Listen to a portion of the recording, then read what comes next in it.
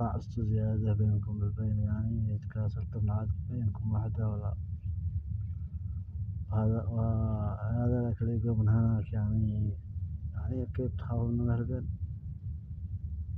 القيادة أخذناها بعز ورجولة وقتال، وهذه الأيام يعني دخلت دول شقيقة أبو عقالي ودول صديقة، يعني شافوا أن قيادة أبين ذا وطنيين ورجال مع الكلمة، جابوا لهم قليل من هناك من لا هنيوك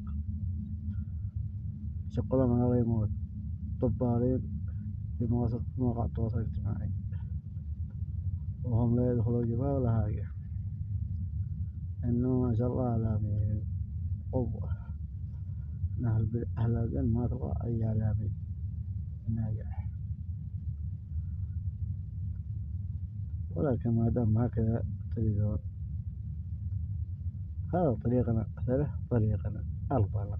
نفتح ما نفتح نحراب، لا دخل من هذا اليوك ولا من هذا اليوك، ولا حد يعرف نصر عن بريء، ولا تحدى أمه من هنيوك ولا من هنيوك. يقول في أهل بين شيء، أهل بين شيء وطنيين، إنما فيهم هذه إنهم يتوحدون بينهم بالبين. إذا توحدت أهل بين أقسم بالله العظيم تحكم اليمن والشرق. هذه رسالة مني من خالد. السلام عليكم.